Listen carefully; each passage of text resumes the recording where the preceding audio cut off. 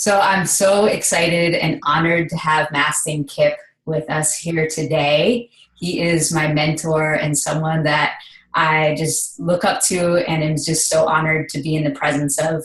So thanks for being here today, Mastin. Hey, and I'm happy to be here today too with you. This is very exciting. And Awesome. congrats on getting the podcast started. It's a big deal. Yeah. I'm a big podcast fan. I love podcasts. So I'm excited to be having my own. Yeah. So I actually want to start with a story about how I found out about you. Okay. I don't know if I've ever told you. So I was watching, it was 2009, I was watching Oprah Winfrey's live webcast with Eckhart Yes. Tolle. Do you remember that? Of course. And you asked a question. That's right. And that was the first time that I met you. Um, Now, let me ask you a question. Was that the first time I was on or the second time? Because the first time I was on, I started to ask a question and we had technical difficulties and I was on the screen for 10 seconds and it cut away. The second time that I was on, I actually got to ask a question. yeah, I actually was there for both. This is so embarrassing. So I'm just curious, like, what was that like for you? Because I'm guessing that that was like an incredible moment for you to be. Was that the first time that you were connected with Oprah? Yeah. So that was a really interesting moment in time because, I almost just got done couch surfing at that time. Like maybe I was like 6 or 9 months, maybe a year most out of it. I think I had just met Jenna. And, when you get into the land of Oprah Winfrey, you get into the land of dreams and, big stuff and also, just completely terrified because, it does in the world of inspiration and personal growth, it's kind of like Oprah, Jesus, God, it's kind of like she's like at the top and she's so amazing and such an incredible human being and just awesome and a legend.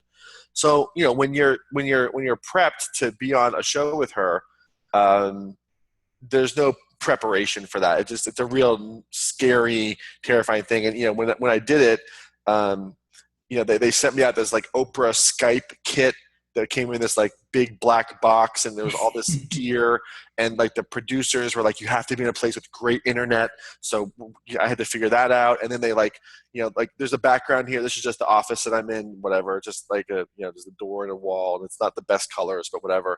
And they had like produce the background to make it perfect, and then what you're wearing, and then they like produce all the questions that you're going to be asked, and they want you to be concise. So there's all this anticipation that goes into what could possibly be a 20-second moment, right? And then of course they say she's going to call at you at the beginning, and then it's at the end. So there's no rhyme or reason. And so the very first time I did it, Oprah, she's like Mastin Kipp, the daily love. Like she said those words, and it was like, oh my God, like what's your question? And then I started asking the question, and then they immediately cut away from me because there was technical difficulties, and I just thought the world was over. And I thought like that was my shot, that was my chance. I'm completely embarrassed. It's over. And that's as good as it's going to get, And the producers called me, and we figured out what was wrong. They said, well, we were doing another one tomorrow, so we'll have you back on. And I was like, oh, like it was just this big emotional roller coaster. And then I got to do it again. And then, it's just been a real blessing to have the relationship with her and Harpo and Owen and Eric Logan and Maya Watson and Harriet Seitler and Sherry Salata, all the amazing people over there. That's really just evolved really naturally. And that organization, I got to tell you, is such a example of values personified in corporate culture. Like the people at that network and at that studio embody what they teach, and it's just I learn so much every time I'm with those folks. But I just think there's a values alignment there, and that's kind of why it seems to be a long-term relationship, which I'm really grateful for. Yeah, that's amazing. That must have been like such a moment when it cut out. Must have been such a scary It was the moment. worst. I lost it. Yeah, it was the worst. It was kind of like, it's how you would expect it to go in like a film or a movie, it's Yeah. like, and it didn't go well. It ended poorly. So Yeah. yeah, talk about having to just not take it personally and work my program in that moment. Yeah, and then you came back, which is great. Yeah. What was that like for you? You went from surfing to being on Oprah. That's actually a cool term, and I couch serving. I like that. That's pretty much what I was doing. It's surreal. The day and age of the internet and what's possible today with consistency and publishing and it's a little bit of grace. You know, this. Anyone can be a guidepost or light post or way shower for other people. And I think that people ask me all the time, "How'd you do it?" And the answer is, I don't really know. Other than publishing and being consistent and focusing on serving people. But, it's like just today, the announcement about the Super Soul 100 has come out, and there's some incredible people on that list. And, a couple years ago it was Super Soul Sunday, and then a couple years before that was Life Class. So it's just it's this incredible gift that keeps on giving. And what's so incredible about it is that Oprah has made it her intention to shine a light on people, many people who are making a difference in this world. And I think that because of that, obviously we will benefit tremendously and able to lift our message and serve more people. But I think also more people will be able to benefit and connect with the teachers that align with them. I think that's just an incredible gift. And so for me, it's just, I look at it as like a service amplifier and an incredible blessing. And it's still surreal. Like I remember when I filmed Super Soul Sunday, people ask me like, what was that like? I don't really remember. I was just blank the whole time. And I came off the set and I thought, I hope I said something good, So that's just kind of, it's Yeah. surreal. It's surreal. Yeah. I mean, are those moments that, I like to think about like in terms of performance and being in the zone. Do you feel like when you're in that moment, when you were in that moment and it's blank, do you feel like you're so in the zone that you're not even like fully there or like consciously thinking, you're just totally immersed in what is? Yeah. I mean, I would say that, it's cool. One of the things that I don't think anyone knows is the night before we filmed in Chicago, we were at the hotel. I can't remember what the hotel was. It's where they put everybody up for the Oprah show, the Fairview. I can't remember what it was called. But, it was me, Marie, and Gabby. And we decided to do a set of Kundalini yoga together the night before to kind of like get our mind right. And that was a pretty interesting experience to just kind of calm the mind and get in tune with the breath. And then, when you're there, the lights are on. It's just like anything else when I'm speaking. It's like, even when I'm speaking on stages now and in my seminars and retreats or even in coaching sessions, it's like I go over here and then something else comes forward. And I don't know if I call that channeling or just allowing my unconscious to speak or whatever it might be, but it's definitely an altered state. And I definitely have learned to trust what comes out of my mouth. But I will say, Oprah asked me, the very first question Oprah asked me, she said, there was 3 people, me, Gabby, and Marie were there. And the first question went to me. And she said, Mastin, do you think people your age can be enlightened? And I was like, and I said something, and I don't remember what I said, but then Oprah just looks at me and she goes, okay, so moving right along, and like it didn't even go in, and I was like, oh my God, this is going to be awful.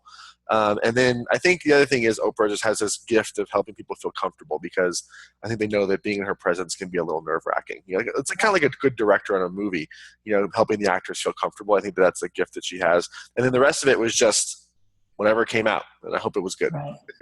Yeah. Well, it was good because I watched it. So Awesome. you did a great job.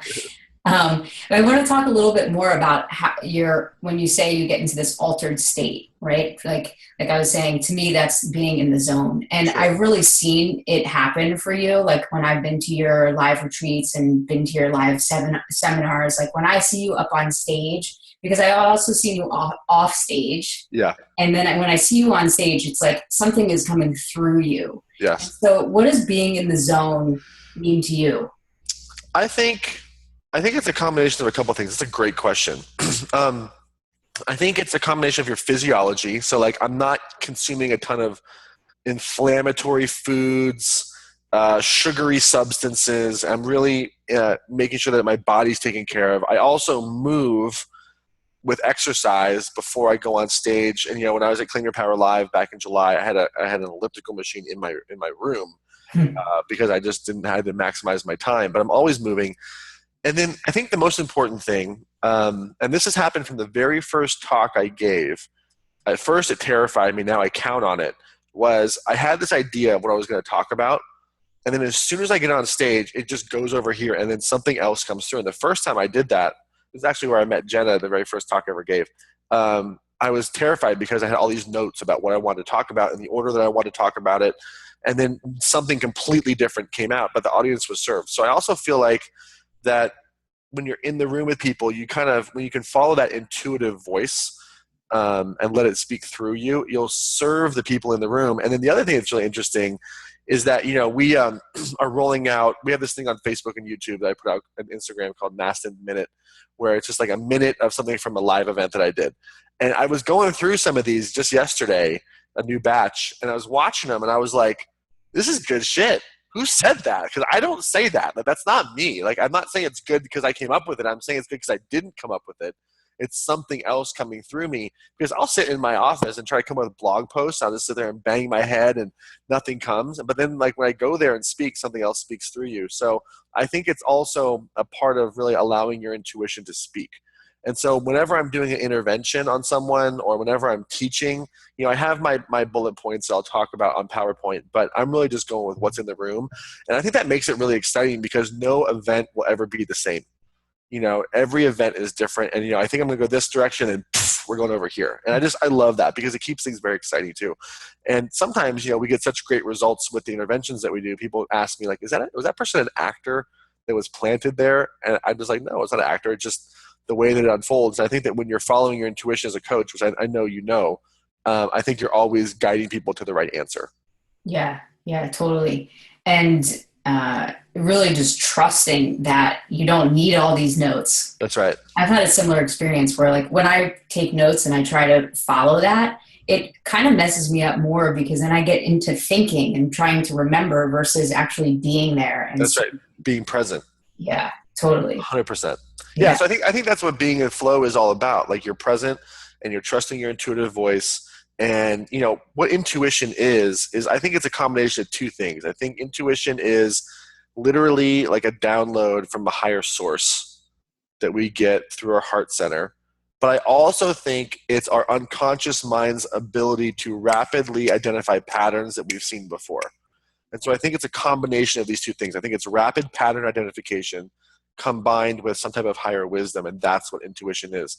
And it all happens on a subconscious level. So if you can just get out of your own way, I think you'll be a great transformer of lives for anyone who's listening to this. Because you are already a good transformer of lives. So are you. So do you think it's something that you can practice?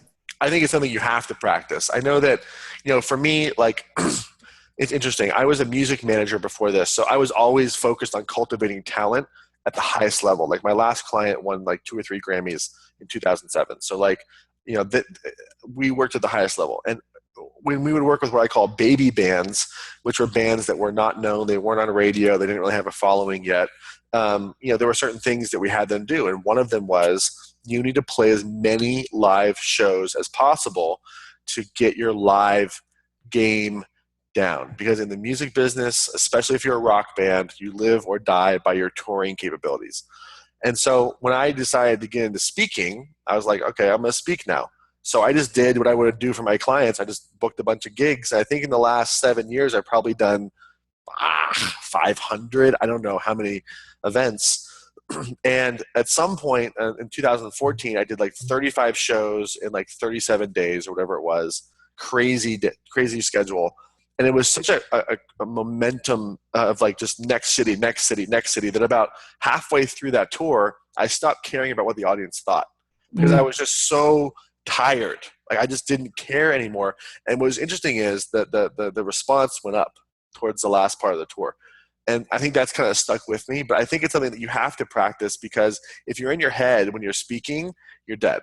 I mean, if you're in your head, period, you're dead. But if you're in your head when you're speaking, you're dead because you're thinking about what you got to say versus just trusting what's going to come through. And you spend your life dedicated to personal growth, Anna. Like, you're coaching people, you're consuming content, you're a mother, which is like a PhD in personal growth, right? So it's like, this stuff and I know this stuff. So we got to have that faith that when we're going to show up, that the right thing is going to come out. Yeah. Yeah.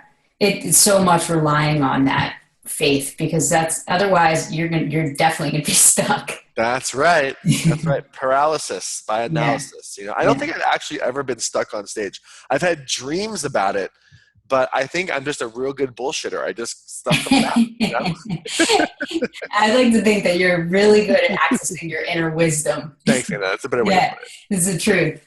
it. So, what has been the biggest challenge for you, or the biggest struggle with you, and how do you feel like you've been able to work with that in your own life? I think I have two that are kind of parallel. Um, this has been up for me lately. One is this sort of perpetual fear of being seen, and then two is this thing called prediabetes, and they're related. Mm. So doing the work that we do, at some point you have to own your name, and you have to go teach and be seen, and that has been something I've put off for a really long time. And even in my, when I was a music manager, I was hiding behind my clients. Mhm. When I was the partner in the t-shirt company I had called Love Yourself, I wanted to be creative, but I was hiding behind my partner who was creative.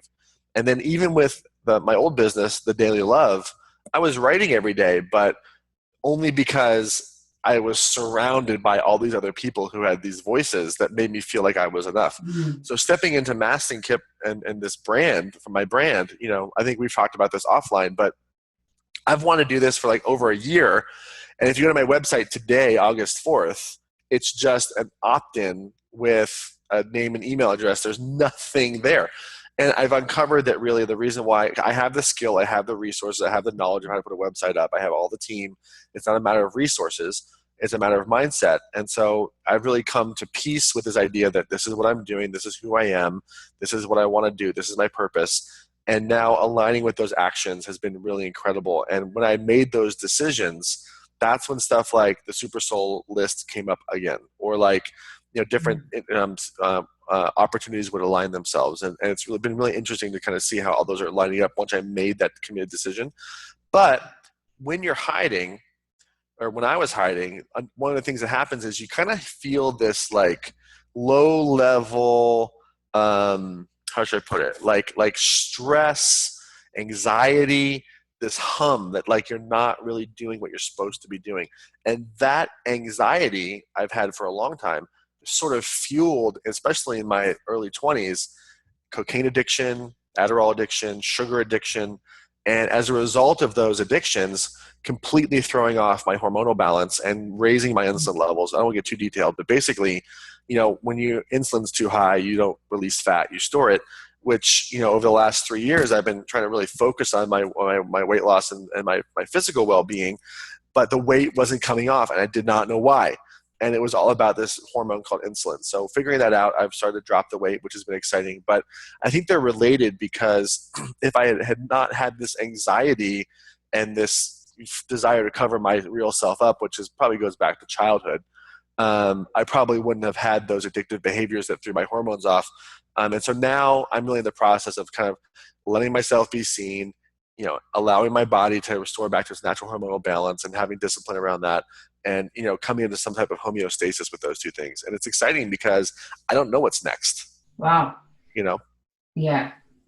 I gotta say that I would have never thought that this fear of being seen was what you were going to say, because to me you appear, I have a fear of being seen as well. I think it's natural, and even when you're just talking about it, it makes me realize I just went to this retreat over with Tara Brock on Saturday, and it was a lot about conscious relationships and how we separate ourselves from kind of this oneness and from others.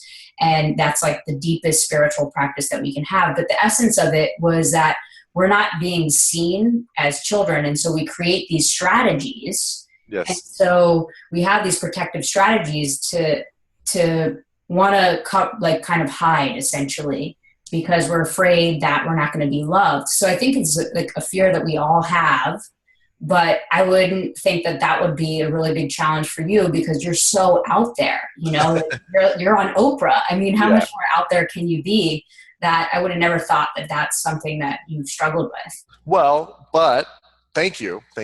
But if you look at it, Like if you looked at the dream in my head versus my current reality, like the dream in my head is like 8,000 people in an arena one day, right? Mm. But what have I mastered? 30-person retreats. So when you think about being seen, it's like there's a Mm. part of me that's like, well, I'm cool with 30, not really cool with any more than that, right? So Mm. it's like you've seen me in a very intimate environment, and even with Oprah, you're just in a room with 4 people, well, plus the camera people, right? So it's a contained thing.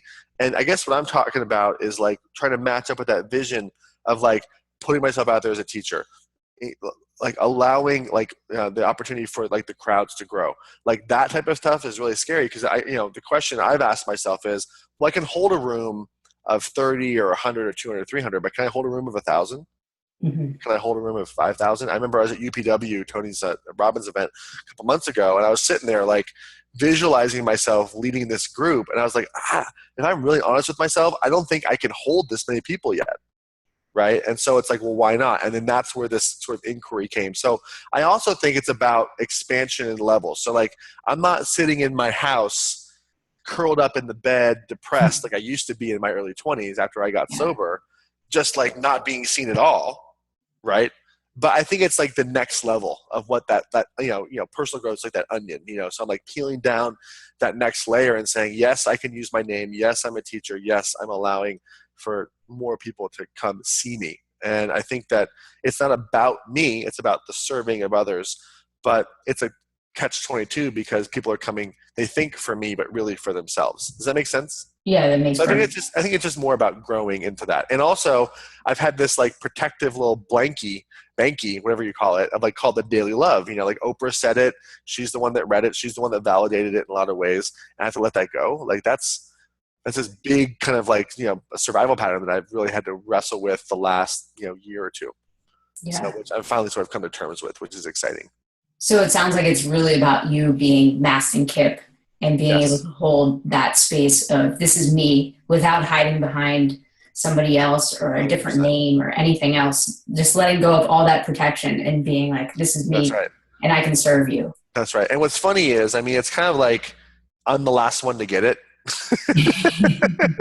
Because when I talk to even like with you, like we work together and, Jenna, my partner and girlfriend and other clients that I have, like, they're like, what are you talking about? Kind of like what you said, but it's like, I had to get it. Hmm. That makes sense. And Yeah. so it's like, and I think that's what's so beautiful about doing this work is that we teach what we need to learn and our clients always mirror back to us what we're going through and we get paid to learn while we're teaching. Like I think it's the coolest job in the world to get paid to learn. But we have to, as teachers, like own our side of all this as well. And I think that for me, it's just about that next level. So yes, the answer is 100%. So is this something that you work with a coach with? Yes, I invest at a multiple 6-figure a year level in my training. So yes, Yeah. Yeah. which I, my training used to be watching Tony Robbins videos on YouTube because that's all I could afford. But I was couchsurfing. Yes, I've up leveled, but I'm a big believer in mentors, structures, and systems. So whenever there's something that I want to solve that I don't have the skill set for, I don't say, "Oh, I can't have that." The first question I ask is, "Who's the mentor? What's the structure? What's the system that I need to invest in to get this result?" yeah. So yes, 100%. Yeah, and I remember you saying that to me, and then I was like, okay, totally shifted me. It's like, okay, this is what I need. I need to work with Mastin, and I need to make it It's happen. always good when it helps in that way too, but like, whether or not someone works with us, which if you want to work with us, awesome. But we might not be the right fit for you, but there's a value in having someone outside of you who can see your blind spots. Yeah, That is one of the, and give you feedback on it. I think that is probably, I mean, that's how, Obi-Wan Kenobi and Yoda trained Luke Skywalker. It's like how Jesus trained the disciples. It's like everybody has a mentor. And when you are serious about growing and getting exceptional results, you got to invest in that. yeah. So I want to ask you a little bit about I know that part of your teaching is so much surrounded by purpose, right? Yes. And living your purpose and finding that. How did you know, like you went from having a t-shirt company, being in the music industry to then being, in the personal development field, which is radically different. How did you know that, okay, I want to be in personal development? Well, here's the thing. I don't want to be in personal development. Like, I wanted to be like the rock star manager guy, multimillionaire, traveling the world, living that lifestyle. That's what I wanted. But life had other plans for me, and God or the universe or my higher power, angels, whatever, dragged me kicking and screaming into this work because I thought people that did this work were taking advantage of gullible people or weak people. I thought they were ripping people off. I thought they were stupid or cheesy or just telling people a bunch of shit they already know and charging them too much money for it. Like, I had all these limiting beliefs around it. And what I've come to learn now is usually wherever you have the most resistance, that's probably where you got to go. But I had like the Great Wall of China resistance. Like I could not. Sounds like it. So it's not like I sat down one day and said, I got to be in the personal development space and I need to be a life coach and I want to do all this stuff. It was more like, I'm getting sober. I need help. Who's the person that I could go to get some relief? And then at some point I kind of said, well, gosh, I've learned a lot of this stuff and these people over here don't seem to know it. Maybe I could share some of it with them. And then it was, well, now that I'm sharing it with them, I could either go back into the music business or maybe do a business with this thing. And then it was like, well, shit, I don't know how to do a business. So I'm going to couch surf for what ended up being 2 years. And then I was like, well, I guess if I'm going to stop couch surfing and actually be a grown-ass adult, I need to generate some revenue here. So maybe I'll start this. I guess I'll coach people. And then, that was my attitude because and really the deeper fear was being seen. Right. But, and then the moment that changed my life, and you were there, was the very first retreat I ever did in Maui, Enter the Heart retreat, 2012, 11. I can't remember which one it was, but it was like early days. I think it's 2012, August. I saw the bond that group had at the end. And I was blown away at the transformation that had happened. We had a client who was ostracized from his father. He was a gay man, reconnect with his father. We had people starting businesses and going from, a couple $1,000s a month to $10,000 a month. Their relationships changing. I mean, all these and then the group was so bonded. And that was the first moment where I was like, holy shit, this is so not about me. This is not about me, and this is real. This is not some snake oil thing. Like, these are real results, and it's not about me. And when I realized it wasn't about me, and that I could produce results, that's when I said, okay. But it wasn't like to all of it. It was like, I'll do another retreat. You know what I mean? Or like, I'll do, a little tiny online course thing. It wasn't like, let me just go all in. Now I think, gosh, that was like 4 years ago. I'm in a place now where I'm like, I'm ready to go all in, and I don't know what that will bring. But I think only in the last 6 months, Anna, have I said, yes, I want to be the personal development guy. Oh, wow. So it's really recent. Yeah. I mean, like, what I mean by that is, like, I'm all in. Like, there's not one shred of resistance. Like, I'm crystal clear. This is what I'm supposed to do with my life. Yeah. That's amazing because you had such amazing results and you just made that decision internally. Yeah. Right. And again, I was like, I was the last one to get it. Well, at least everybody else was catching on. Yeah. Giving you a nice big mirror to be able to see. Totally. Yeah. Totally. But it's really interesting because my journey in coming into my purpose is wildly different from yours, obviously. I had kind of had my own journey of being in the coaching world for so long, but not really feeling like I could start a business and have this life. But I did have this dream of having sort of many elements of what I have now, whereas yours, you had this dream of something totally different. Yes. So I'm curious, so if you meet someone or if somebody's out there listening to this and they have this dream and they think that that's their purpose, how do you make that distinction between your dream and kind of your ego's fantasy of all the material things that you want and this lavish lifestyle versus this is really my purpose, this is what I'm meant to do? because sometimes there's like a little bit of a struggle in that versus the dream is like really, tempting. Yeah. Well, I think you can have either. I think you can have what you would consider to be the ego's version of your dream, which is usually born from a sense of disconnection and insecurity, trying to overcompensate for those two things. And you can get all the money you want, you can have all the fame you want, all the celebrity you want, but will you be fulfilled? And the answer is no. So I'll save you that time. So if you're going to talk about really living your life's purpose, not just compensating for childhood trauma in a way that is glitzy, I guess you could say, then what you got to do is you got to realize that it's really about two things. It's about surrender, and it's about really becoming aware of your emotional state. Because I believe that really purpose is not something that you do, like be a mom or a business owner. Purpose is generating the feelings that you want to feel inside yourself, connecting to a higher power, and then with that sense of abundant emotional energy, bringing those emotions into the world in the form of courses or books or a business or a relationship or whatever it might be. And when you realize that you are in charge of your emotional state, not someone else, then you go from being an emotional consumer who is emotionally in debt and that hole will never be filled, to realizing that you could be an emotional generator and go step into emotional wealth and add value to the world.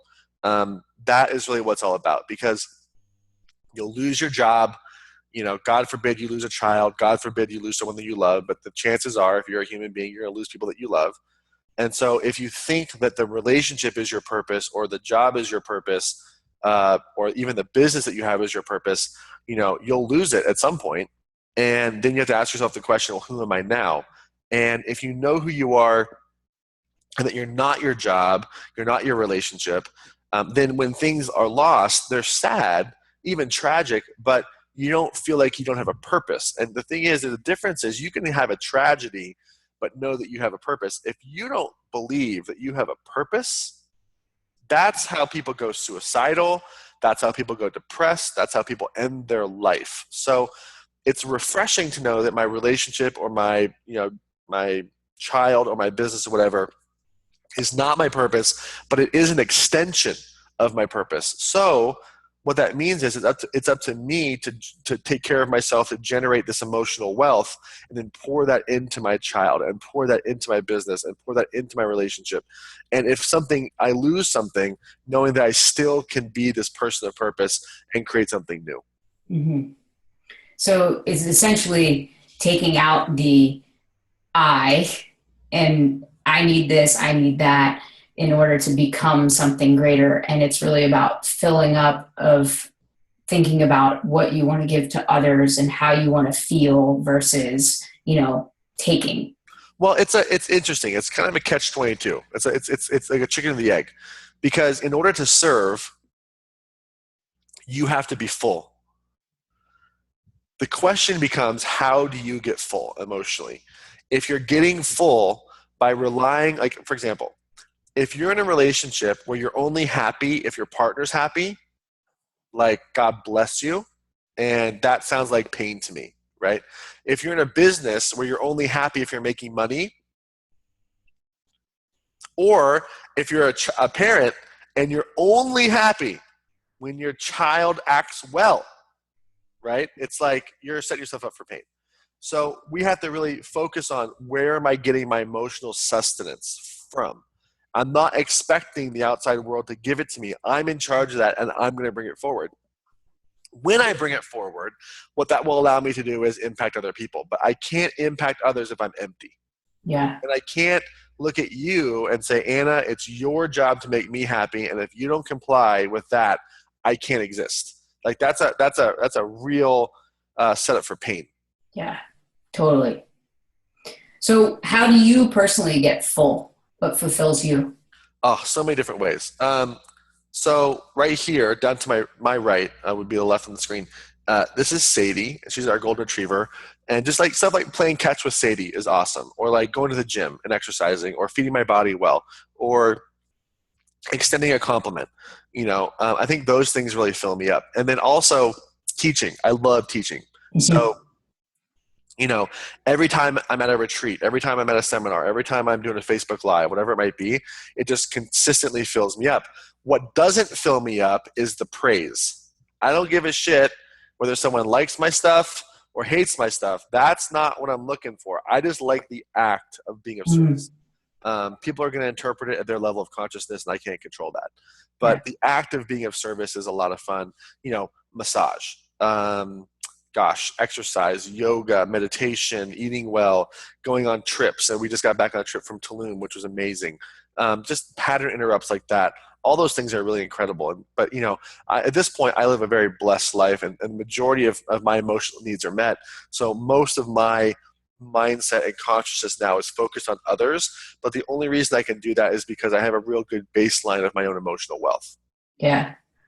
Yeah. I love how I want to say unattached you are to the outcome and really just being able to do the things that you love and not worrying about how it's received. That's such an important component.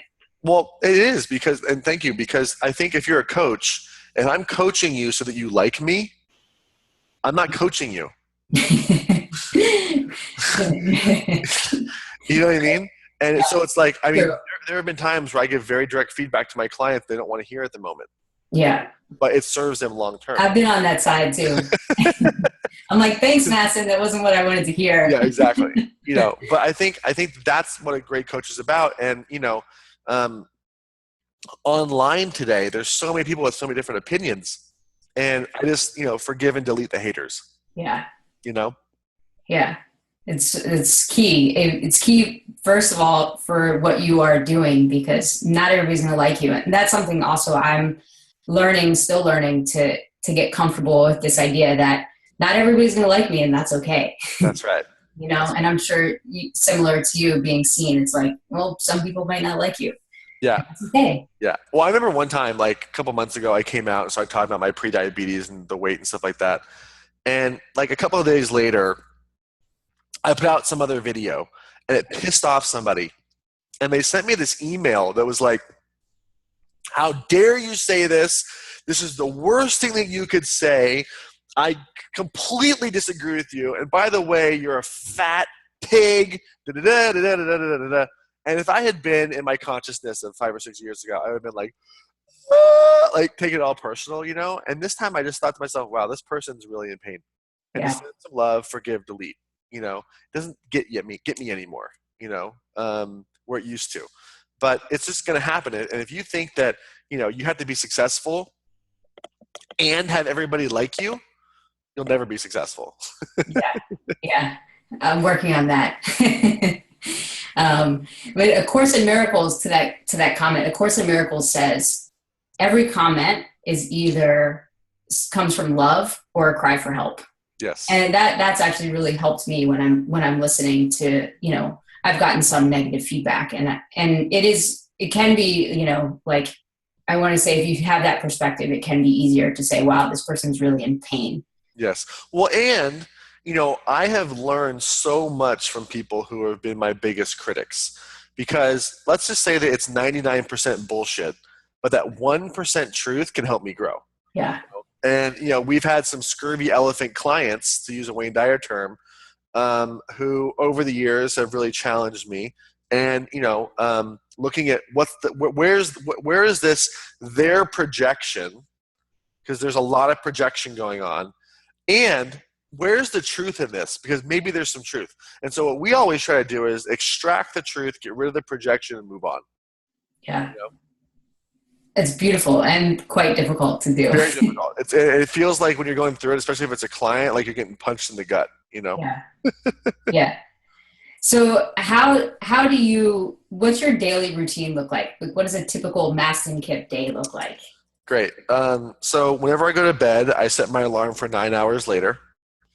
I try to get 8 to 9 hours of sleep a day. Believe in sleep a lot. Wake up. I have a modified bulletproof coffee. So it's coffee, and coconut oil and JJ Virgin defatted beef protein. So it's a ketogenic breakfast with a lot of water. I'll take like a bath so I can really get my muscles loose, do some stretching.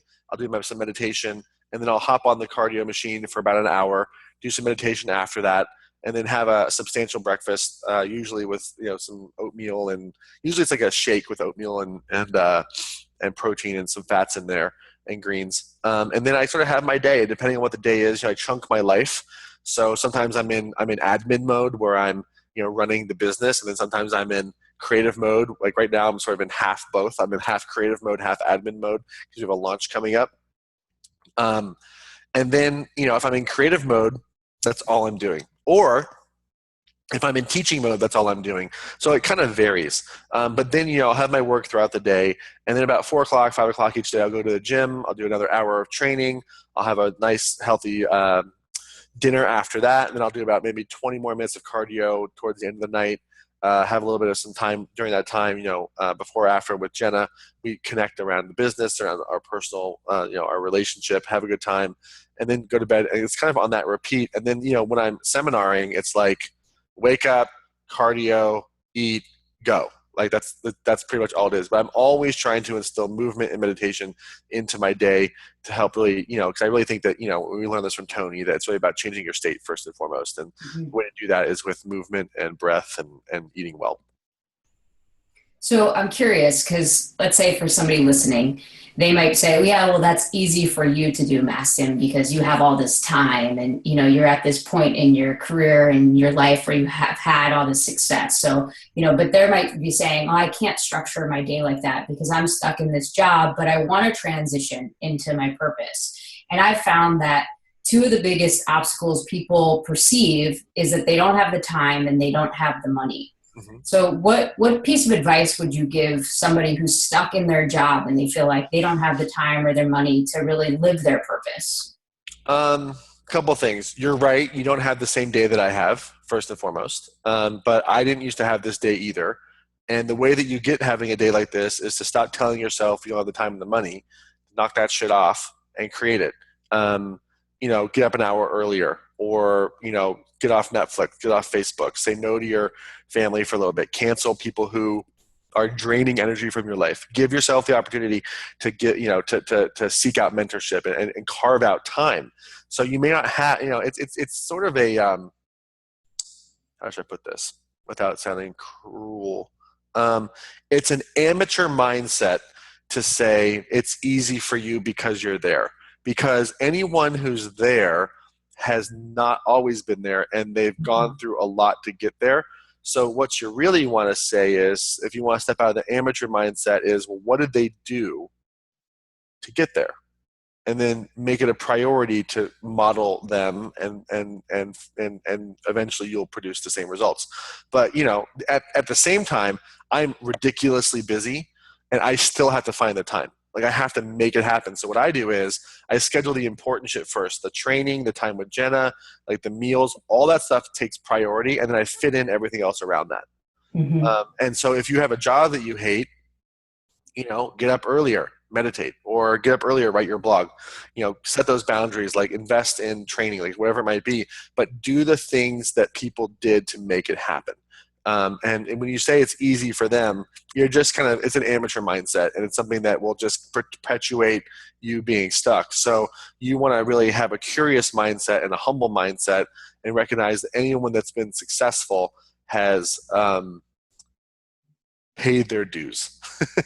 You just want to assume that. Yeah. And then now it's time for you to pay your dues too. Yeah, I think it's an important assumption to make, that you do have to put in that effort, and you got to be creative. That's right. Time and money. And I love how you said the important things are like your cardio, Jenna, and you said one more thing. I can't remember what it is. My food. Your food? Yeah. And it wasn't like, I get up and start blogging, right? Like, no. You really prioritize, the things that fill you up first, yes. And then the rest follows that. That's right. And everything is chunks. So like Tuesdays and Thursdays are usually my call days. Like, we're recording this on a Thursday. Like, I like to do this. And then like Monday, Wednesday, Friday, it's more creative time. Mhm. and sometimes with the weekends and stuff like that too. But it's really just about creating that priority, that chunking that time. There's a story that I'm reminded of, a woman named Cara Diaguardi. Cara Diaguardi is perhaps one of the most accomplished songwriters of this century. She's written stuff for Pink, Kelly Clarkson, uh, Katy Perry, like all the big female empowerment, people. She's written for them and had most of their hits. Like if you would go look at her discography and the songs she's written, it's like every hit since 2000 on. She used to have a job at Billboard magazine, and she was not a successful songwriter, but she got up every morning at like 4 or 5 o'clock in the morning and wrote her songs, right?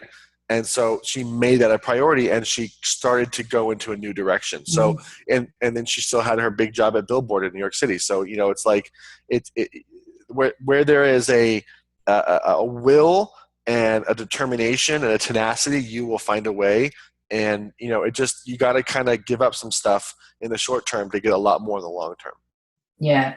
Short-term discomfort for long-term gain. That's right. Yeah. Well, awesome. Thanks so much, Mastin. This was really great. Yeah, I'm happy to I, be here. It's yeah, exciting I loved. conversation.